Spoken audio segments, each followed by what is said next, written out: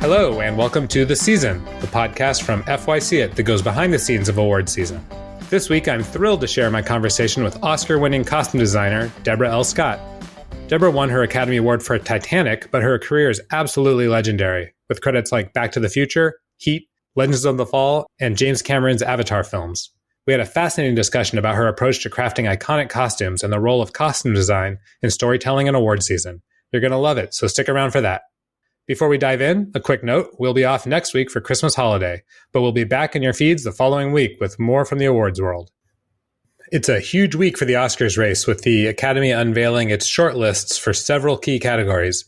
These lists will narrow down the contenders in 10 categories. Documentary feature, international feature, and the 3 short film categories, as well as song, will all be down to 15 potential nominees, while makeup and hairstyling, visual effects, and sound are narrowed down to 10 each. The shortlist for score will also be announced with a newly increased list of 20 films. These shortlists give us an exciting first glimpse at which films are officially in the running as we head into Phase 2. Also, nominations for the Society of Composers and Lyricists Awards and the Annie Awards for animation will both be announced by the time you hear this. This adds to the packed week of nominations leading into the holidays, with the Makeup and Hairstylist Guild Awards, the Ace Eddie Awards, the Critics' Choice Awards, and the Costume Designers Guild all announcing their nominations. We're really getting into that interesting time of the season. In screenings news, 2 films had their first screenings of the season added to the calendar this past week. Disney's Mufasa: The Lion King and Bleecker Street's Hard Truths. Nickel Boys from Amazon MGM led the week overall with 7 screenings added to the schedule. That's the rundown for this week. Please let us know what you're looking forward to. Write us at podcast@fycit.app and let us know. And if you're an awards voter and not yet using FYCit, head over to fycit.app to download the app for free and stay on top of all the latest FYC screenings. Now let's get to my conversation with Deborah L. Scott. Today we are joined by Deborah L. Scott, one of the most celebrated costume designers in Hollywood and our first Academy Award-winning guest here on the season. Her list of credits as costume designer includes some of the most iconic films of the past 4 decades. Films like Back to the Future, Legends of the Fall, Heat, Minority Report, Transformers, the Avatar films, and of course, Titanic, for which she won the Oscar. In 2023, she was honored with the Costume Designers Guild Career Achievement Award, recognizing her incredible contributions to the craft. Having had a front row seat to Titanic's historic award season run and breaking new ground with her innovative contributions to the Avatar films, the latest of which she is currently engrossed in, Deborah brings unparalleled insights into how costume design not only brings characters to life, but also plays a pivotal role in a film's success and legacy. So Deborah, how's your season? My season's going very well. It's quite busy. So, currently still working on the Avatar sequel, which has kept me in New Zealand for a few months. And I'm back and looking forward to seeing some more movies. That's great. We're definitely going to talk about Avatar, but I do want to start with some talk about Titanic. That film dominated the award season, winning 11 Oscars from 14 nominations back in 1998, including your win for Best Costume Design. You had, of course, already worked on numerous incredible films, but that was your first Academy Award nomination. Was that your first real introduction to the award season machinery? Yeah, absolutely. I mean, I think because of all the accolades for the film and the fact that it was quite popular, it was definitely the first time I was ever involved. So it was quite exciting. And at the time, I thought kind of mysterious, like what's going to happen and who's going to ask what and all those kinds of crazy things. How involved were you with that whole process? Did you go to FYC events or have to put together submissions, stuff like that? John Landau, our producer, my beloved friend, kind of I think he was pretty much responsible for the campaign. They kind of did their thing. And we, as the crew, we really had very little, if any, involvement. It was pretty interesting. Like I had no idea what was out there and what people have to go through. The first time I really experienced that was the year of the Avatar sequel coming out. So it was all kind of, that's what I mean, sort of by mysterious, the fact that the film was so popular, you could assume that almost everyone had seen it at that time of adult age, sometimes multiple times. So people were very familiar with the work. And I did a couple of TV spots. I had costumes in the FITM show, which is the Fashion Institute at the time. So there was a little exposure, but not nearly the machinery that I think we have today. What kind of reflections do you have on how that's changed over those years? Now, when you're involved in award season, does it just feel much bigger and more involved? Yeah, I think it feels much bigger and more involved. And I think partially that's because of social media, right? That it's everywhere. You can talk to people from the smallest podcast to a huge network to any kind of publication multiple times a day. You probably wouldn't even hit them all, right? So there's a much more of a social media platform and kind of response to things now, and including audience response and opinion and things like that. At that time, I felt more of the studio system, that we still had kind of, Fox and Paramount and the few big players at the time. I mean, that could just have been my naive experience, but it felt much, much different in years since then. Do you think that extra exposure with social media has impacted costumes and the costume design race particularly? Well, I feel like it has to have had, right? It feels that, advertisement has almost taken over, because people will be like, oh, I really like that movie, but I haven't seen it, but I've heard really good things about it. And then they never see it. So I remember when E.T. was nominated for Best Picture, which was kind of an unusual nomination, small film, right? Really incredible director, but a very small film. And it was up against Gandhi. And, there were kind of jokes at the time. I remember there was a very famous joke that Steve Martin told where he was like, I haven't seen Gandhi, but I love it. So the exposure now where it's everywhere, and the fact that you can see photos of everyone's work. You don't have to see the movie to totally get the gist of the costumes, which is right. A little bit unfortunate, because the gist of the costumes is really to support the narrative of the film. Mm-hmm. So that gets lost a little, but I failed to mention in the intro, you were a costumer on E.T. as well. So really, that was my baby. your credits read like a list of the best movies ever made. It's pretty incredible. So let's go back to that night at the Oscars. I'm wondering if you can just sort of take us inside. What was your mindset going in? On Titanic? Yeah. Oh, yeah. It was really, of course, nerve-wracking, right? Like, what are you going to wear? What are you going to... And I had no idea what to do. I was really at a loss. And I think about 2 weeks before, I hadn't decided what I was going to wear. So it was like, oh my God, I probably should really buy something, So there was a lot of pressure and there was a lot of fun. We had some internal parties. Jim Cameron throws a pretty famous dinner. And so we all got to sort of celebrate the concept that the movie was so well received. And again, the popularity of that movie is astounding to me. At the time and still today, if wherever I travel in the world, people know that movie. People know that movie and people somehow remember the costumes. So, they'll say, oh, that dress she wore and blah, blah, and you'll be like, oh my God, I can't believe it. It's been decades now, but it was a lot of fun, and getting there was stressful. And, I'd never really done red carpet before, and that was kind of fun. And then we just sort of rushed in, and my award was second. Oh, wow. So I didn't have much time to get too crazy. I'd run over my speech a bunch of times, and I don't remember a word I said. And it was, I think the fun part was right after, you get sort of swooped off stage, and all the stuff that goes on afterward was absolutely so fun to me. That was the funnest part, because the relief was there. It's like, oh my God, I can't believe it. How nervous were you? I don't know how much prognostication was going on at the time, but obviously it was a bit of a favorite. Did you think okay, I've got this. I got to make sure I'm ready to hear my name, or were you really nervous? I was very nervous. Looking back on that year, there were some unbelievable contenders. It wasn't, there was very, very good films, incredible costumes. It was highly competitive, I felt. So aside from the fact that, you had sort of the public along with you, which I think is a big deal, and if that movie had not been as popular, I may not have even gotten nominated. So you get the award, you get swept backstage, you start doing all of the press interviews and everything that happens back there. And then, of course, the film wins Best Picture. And at that point, the night's over, or maybe the night's just beginning. Do you remember, did you go, to the Governor's Ball, Vanity Fair? Was it just this big night of celebration? Yeah, it was a huge night. The initial thing of kind of going backstage, and as I was walking off, it was like Dustin Hoffman was standing there, really, and Elizabeth Shue gave my award. It was, so I was just starstruck to begin with. And Dustin's like, he was like saying to somebody, we should get her to do the movie. She's great at costumes, and I'm like, just kind of spinning, and then going into the press room and answering a lot of questions. And I think at that time, a lot of people didn't know who I was, right? I'm sure, it's like, we're not the most public of the crafts somehow. So that was really fun. And then going to the governor's ball was unbelievable. I mean, it was like everybody and their mother came up to me and said something, and, incredible people like Ernest Borgnine came up to me and goes, where are you going to keep that thing, kid? It's like, he goes, I put mine on the shelf so I can see the butt. You're like, what?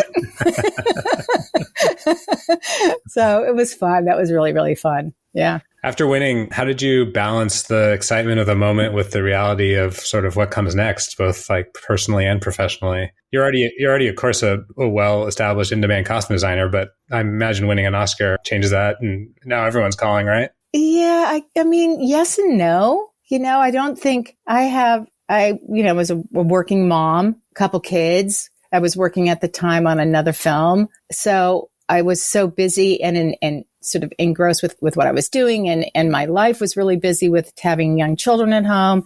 And I didn't put as much thought into it in terms of what would the future hold. I remember thinking at the moment how everyone would say, oh, it's great to be nominated. It's just be nominated. It's like, the second you win, you're like, yeah, that's better. That's definitely better. I would take another nomination for sure. Absolutely.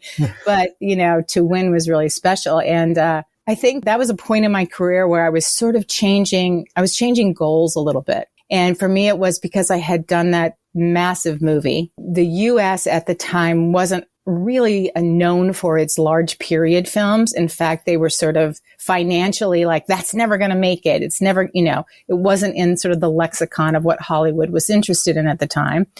And I had done was doing sort of a few big budget period films. And I said, this is probably not sustainable. Right. There's only going to be so many of those. And we've seen the industry change massively since then. But I really tried at that point to kind of court and do smaller indie projects with directors that I was interested in and scripts that I responded to sort of prove that overall that I wasn't going to just be a big budget girl, that I could as well do a much smaller budget movie, so that in terms of career longevity, I think was one of the biggest pieces of advice that I got. Yeah. So, because you don't want to get pigeonholed. I think that's dangerous in Hollywood. Well, I do want to talk about another extremely large budget project, and that's, of course, the first Avatar movie. James Cameron brought you back on for that film, and a very different film to Titanic from a costumes perspective, of course.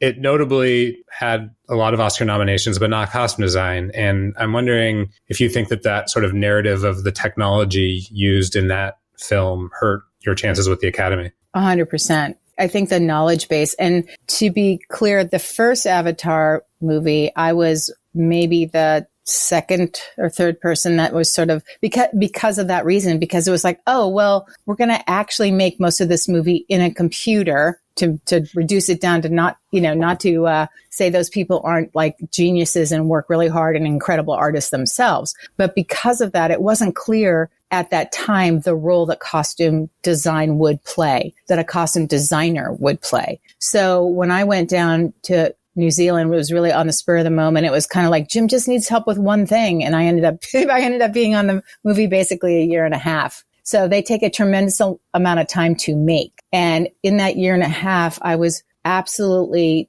like struck by how little I knew about the way those movies are made. And then when the sequel, The Way of Water, came up, and that was sort of automatic, like, okay, Jim knew, everybody knew, he had clearly decided that the role that costumes and costume design was going to play, that the digital, so it was a huge educational experience and I think there's still people out there that work in the business that have no idea how to make these movies because they're very particular. And being on one that is very high budget, also you have the best of the best. So you have the best visual effects people, you have the best digital artists, you have all that. But the support in which the costumes came to have from John and Jim specifically, that every costume, virtually every single costume in The Way of Water was made. It was made to fit a human person. It was made in great detail. They're one of a kind, bespoke pieces. And in that way, it lays the groundwork for what the digital artists need to, as John would always say, aspire to. So it was a whole big different deal. And you said that was a change from the first Avatar to the second Avatar as far as the actual hands-on costumes that you were creating? Yes, I think so. And I think as the first one went on, Jim became very aware of the quality difference between having a real piece and having 2D piece of art that expressed the real piece. So as soon as that kind of clicked for him, and also he's a scientist, the guy's a genius, right? So he's very, very invested in things being as perfect as they could be. The research is immense. The research on Titanic was crazy. His level of perfection and desire for perfection from all the people that work for him is incredible. So you're given this platform in which to do your best work. Are there other ways you've seen your process change or costuming change via technology from the first Avatar to the second and now to the third? In terms of those kinds of virtual reality movies, things come up every day that can be done better, that can have a better pipeline, that can give you better results.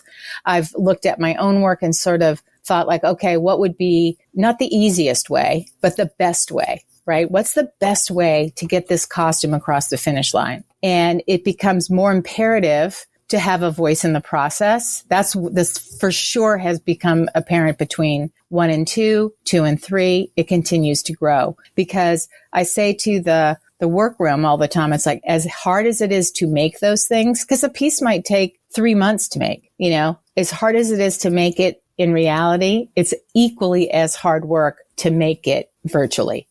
And that requires the designer that we should always have a voice at that table. We should always be the ones consulted because we're the ones that know like, oh, what is it? Is it light? Is it heavy? Does it move? That all the things that when you make a costume, they don't know. So it's your job to continue on like doing virtual fittings.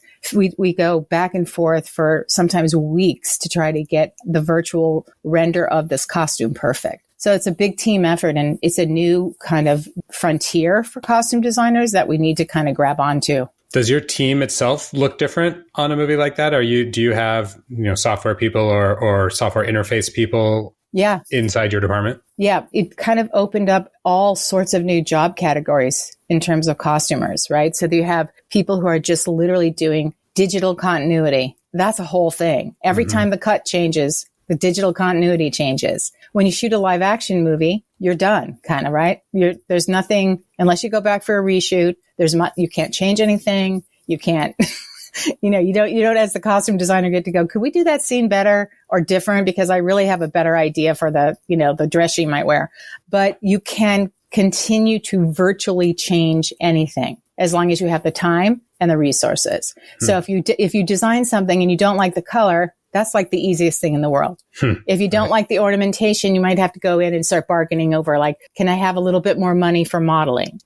What's my due date for this? If the director changes something, which happens a lot, it happens in the cut, it happens in the intention of the character. Sometimes we've gotten new scenes on 3 than we had when we actually shot the bulk of it. And so it opens up like there's the knowledge of the programs that VFX uses. Everybody in the costume department has to have. They have to have at least a working knowledge of what does this mean when you say, you use a term that we're like, huh, at first, and then you're like, oh, I get it. So you rely on the good graces of a lot of people, VFX producers, the digital company, so that you can say like, look, I don't quite get this. Explain it to me again, right? So there's an incredible collaboration that goes on between the teams. I don't think the CDG or VES for that matter have sort of digital costume specific awards. Do you foresee maybe that becoming a category of focus for the Guild Awards at some point? I think it would be great. I really do, because I sort of doubt that anyone has had to do it or been able to do it or been welcome to do it as deeply as I have. But why not? Right? The process is the process, and the legitimacy behind making it its own category. It's just like, the Academy Awards used to be like black and white film and color film, right? So as technology advances, I think we need to advance along with it. So both sci-fi and historical genres are regularly spotlighted in the costume design awards race. You've been incredibly successful working in both genres. What do you think gives each its unique advantages or challenges when it comes to awards? I think the period work is still more well respected somehow. It's just my bias, perhaps. But anytime you have a fantasy film, a sci-fi film, where if one member thinks, oh, the Post does that, the computers do that, the second you plant that seed of doubt, it just automatically people will fall off. In a period drama, you see it for real, right? Live action is absolutely immediate with an audience, with a critic. What you see is what you get. And I think it's more, just common for it to be respected for the work that you see on the screen. So I assume you're an Academy member and a CDG member. Are you bringing that knowledge to your ballot when you're voting for films? Are you thinking about what perhaps the sci-fi elements that might be overlooked by some voters are or other parts of it? I try to. I think it's important. I think it's also there's a space in there for contemporary design. And people think, oh, that's so much easier. But is it? Maybe it's in some ways less work. Maybe it requires a different part of your brain or your knowledge base or, the amount of time you have to do something. I've seen, you see films that are done in 20 days that have to be hard. They're hard. You can't shoot that much stuff in that many days and have it be easy. So I think that for me, I try to be as unbiased. And also because I do have that knowledge of all the genres, I've done them all. I can recognize the strengths and the weaknesses that I perceive, my bias, and also how difficult it might have been for the designer and how much a designer shapes the narrative is the most important thing. Yeah. Do you think that that's properly evaluated by awards, that way that costume design helps tell the story? I would like to think that's true. I'm not sure, that's a tough one because, do I understand completely how lighting helps shape the narrative of a film? I think so, but do I?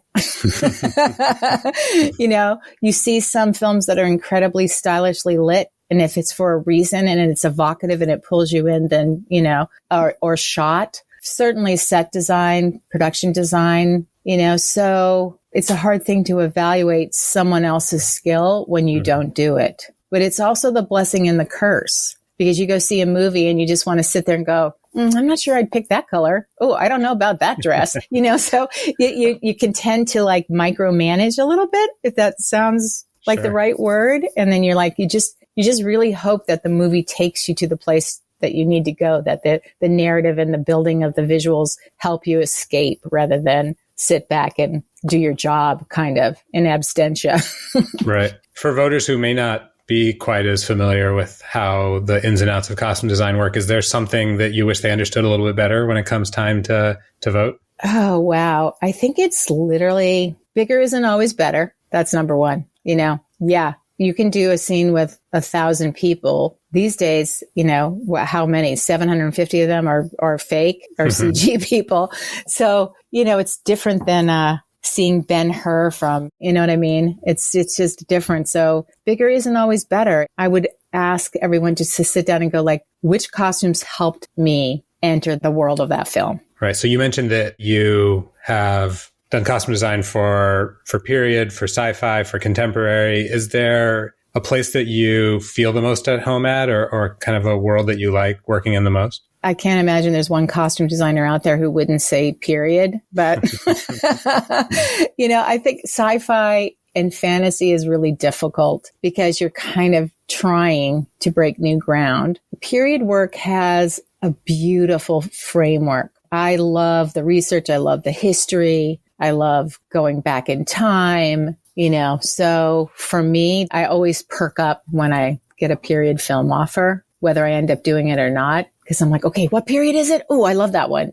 So there's so much to like about it. And I find that because I like it, it's easier in a way. Right. Is there a period that you have not had a chance to work in that you'd really love to try out?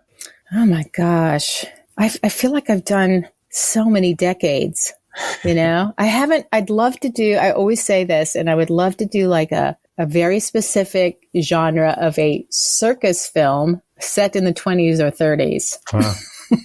So if anyone out there is listening, that would be kind of like the gem for me. Wow. When you're watching films today, anything that you're like immediately drawn to, any films that you've seen, in recent years, specifically the costumes are what really brought you in? Well, I'm always looking forward to, and as we get toward award season, the movies come out fast and furious, right? There's more of them. Maybe you tend to forget about what you've seen earlier in the year, but I'm always on alert for that big costume drama because they're fun to watch too. They're just fun. And whether you think it was well done or not, if you don't like the story, you do like the story, they're just fun to see someone attempt the splendor of that kind of movie. As we start to wrap up, I'm curious if you were mentoring a young designer who had a film in the awards race for the first time, any advice you'd give to them to help set their expectations or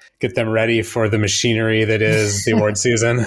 I would say definitely ask for help when you need it. It's confusing. Reach out to a mentor or a professional, that might be able to help you, and try really hard to be yourself because, it does require coming out from behind the camera and having your face out there, having your words out there. A lot of times, like an interview like this, I don't really know what I'm going to say or how it's going to go. So, trying to just practice that. I absolutely remember very specifically practicing that during the campaign for Titanic. When I had to go on the Good Morning America or the Today Show, one of those, and I was absolutely terrified. Like, oh my God, are you kidding? I got to sit there and talk, and just learn to be able to not be, to try to get comfortable with that part of the job, because that is part of the job, quite frankly. Well, we like to end all of our interviews with a fun little lightning round of questions. These are...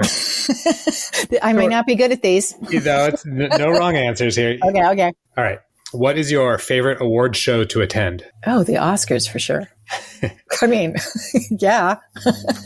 maybe the BAFTAs. BAFTA's second place. Yeah. Do you have a favorite film festival to attend? I don't go to that many. I just was a juror at the Melbourne Film Festival, and it was spectacular. It's a great film festival, so I'm going to have to go with that. Do you prefer Emmy season or Oscar season? Ooh, Oscar. Come on. That's so easy.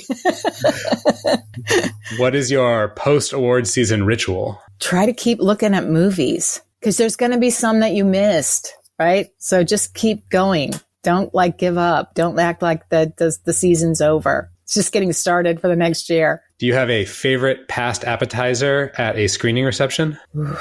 I try not to eat. I never eat. It spoils the lipstick.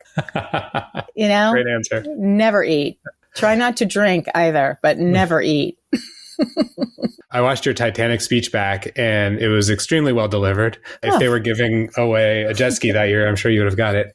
No, thank you. But do you have a least favorite award speech cliche? Oof. It's really tough for me when people get around to thanking their beloved, It's like, it took me a minute to remember if I thanked my husband at all, even in a general way. I wanted to make it really short and sweet and not get all So I think it's that. Do you prefer to watch FYC screenings at home or in the theater? Oh, the theater, 100%. At an award show, do you prefer theater or table seating? Ooh, table seating's more fun. It's looser. It's more casual. Yeah, that's fun. But I mean, the theater is scary and, serious and, makes it seem more important somehow. All right, final question. What is one unreasonably early award season prediction that you're willing to make? Okay, I'm going to go with at least for sure for the nomination, but maybe the win, Timothée Chalamet in the Bob Dylan movie. The underdog, I really loved Denzel's performance in Gladiator 2. It was clever and funny and refreshing. So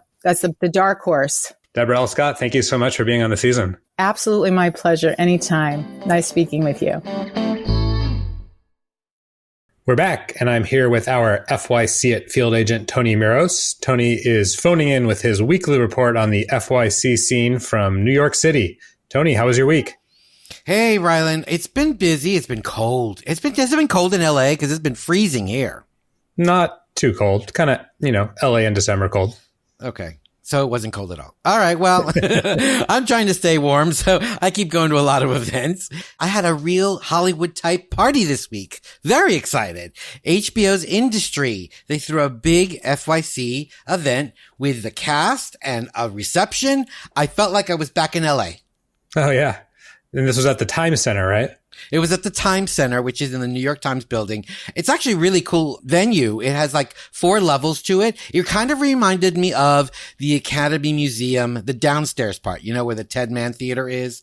So it had like a theater, and then it had this large hall where you could have the reception, and then lobby spaces everywhere. So it was actually a very well put together event. HBO, love HBO. Thank you, HBO. I had a great time. And we got to see the season 3 finale of Industry. I don't know if you watched Industry yet. I had never seen the show. Just so you know, I'd never seen the show. I went with a friend of mine who was a fanatic of Industry. And I gotta say, I was like hooked. At the end of this, I was like, okay, now I have a lot of catching up to do. A lot of catching up to do. But it was great because we saw the season 3 finale. The co-creators were there, and along with the cast members. So there was like 5 or 6 cast members. They had a great Q&A, talked about the show, and said how season 1 was kind of very slow. And now season 3 is like, it's blown up. So apparently it's made a lot of best of 2024 lists, and it just got renewed for season 4. So now the Times Center, it's like an event space that they rent out. And is it right in the middle of the New York Times like newsroom? Do you see news being reported while you're there? That would be pretty cool. Yes. No, it's not. It's actually on 41st Street. So the Times building, it's in the Times building, but it's on the side of the Times building. That if you enter through the front on 8th Avenue, that's the New York Times building. So you've got to go around the side of the building to see the Times Center. So you do not see the news part, but yes, you're in the same building as the New York Times. Got it. I've been picturing this event in my head happening while different reporters are running by. And but it's pretty cool because it's all glass and steel. It's the new New York Times building. So if you've been to New York, you know the old one is very like standard, you know, with a very masonry look. This is the new New York Times building, and it's beautiful. What else do you get up to? So then I headed down to the East Village to the Ludlow House, which is part of Soho House, to see The Lord of the Rings, The War of the Ronin. Is that what it's called? Ronin?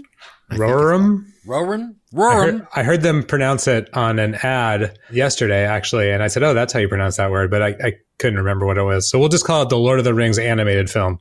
That one. Okay. Yes. Perfect. And the Ludlow House, it's this interesting, charming, from the outside, you could never tell that it was anything other than like an old building. But you go inside, totally different atmosphere. It's very cozy with fireplaces and wonderful places to sit down. They have several floors of like just bars and banquets and food. I was like, where am I? This is really cool. And then of course they have their very comfortable velvet covered seats. Screening room, you know, there's like 26 seats. It's not a lot of seats, but it's very comfortable. For a chilly day, it was chilly on Saturday. It was freezing. So to get in there with the warm fire, I loved it. It was fantastic. Really enjoyed that. How does that compare to the other Soho House screening rooms we detailed last week? Yeah. So the other Soho House that I went to was in the meatpacking district, and it was pretty much similar, but this one, the Ludlow House, that building had been a factory. So it has a loft feeling to it. The one by the meatpacking industry down there is much more like, it's very much the brick. It's kind of like a hotel. You know, there's a difference. You can tell for some reason. And I didn't even know where this Ludlow House was. You should have seen me. I was with the map outside going, I think this is the place. There was no sign. I felt, should I knock on the door? And then you have to press a button. You can't even open the door. You got to press the button and they yell at you. Okay, now you can open the door. I was like, is this real? Is this for real? Anyway, I enjoyed it. I had a good time. So that was it? Just 2 events this week? Well, I did go see The Joker 2 at the DGA. Love the DGA. It's like my second home now. It's like 3 blocks from where I'm staying. But, yeah, I saw Joker 2, Lady Gaga, Joaquin Phoenix. If you haven't seen it, check it out. I think it's on streaming now. What do you got coming up over these next couple weeks, Tony? Well, I'm going to go see a preview screening of Nosferatu. I am not a huge fan, just so you know, of horror films because I appreciate sleep at night. But this is a 10 a.m. screening, so I figure if I have the rest of the day to watch funny stuff, I'll be fine at night. I actually went to an FYC screening of my own this week to see Nosferatu at the Santa Barbara Cinema Society FYC screening there. Nice Academy reception afterwards. If you're not a fan of horror films, buckle up because it is a true scary movie and it is really excellently done. But the crafts are incredible. So we had our Q&A with Craig Lathrop, the production designer, and he talked about, working with Rob Eggers on a number of movies now. And you really can see the detail amount of work that these filmmakers put in. So you're going to go for a ride for sure, but maybe you can just sit back and appreciate the craftsmanship. Okay. Well, I'm going to watch a lot of Golden Girls afterwards. I'll tell you that. Then I have Maria with Angelina Jolie, which I have not seen yet. And I'm really looking forward to seeing Superman, the Christopher Reeve story. Since I'm in New York and I feel like I'm going to watch, I see Superman flying through the sky here with all this high rises. I think this is very apropos to go see Superman, the Christopher Reeve story in New York. And then I'm going to finish up my week with September 5th at the Paramount Screening Room. I'm dying to find out what the Paramount Screening Room here in New York looks like. Because I'm so used to going to the studio, So we'll see. I'm looking forward to seeing that, just to see the screening room. We'll have to settle a raging discussion here on whether the filmmakers call it September 5 or September 5th. So I've been very curious to know. It's written as just September 5, but I've heard it referred to both ways. So we'll see what the official designation is at the screening. See if you can get to the bottom of it, Tony. Okay, I'll ask somebody at Paramount. That's great. Thanks so much, Tony Miros, our FYCit field agent, and have a very Merry Christmas. Are you a big Christmas guy, Tony? Merry Christmas, Ryland. Well, I know you are, so I will wear a Santa Claus hat just for you when I'm walking around the city freezing. I hear Christmas in New York is really, truly a wonderful thing. It's beautiful. And, you just walk around, you see all the stores and all the lights. It's truly gorgeous. So if you ever come to New York, come for Christmas. Thanks again, Tony, and big thanks to Deborah L. Scott for the wonderful chat. We'd love to hear what you think of the season. You can leave us a review on your podcast app or drop us a line at podcast@fycit.app. If you enjoyed today's episode, please tell a friend. And don't forget to follow us on social media at FYCit.app. You can also visit FYCit.app to sign up for our newsletter, download the FYCit app, and stay up to date on everything happening this award season. As I mentioned, we'll be off next week, so have a very happy holidays to all our listeners. Join us again in 2 weeks' time for another episode of The Season as we dive deeper into the stories behind the awards. Until then, remember, at FYCit, award season starts here.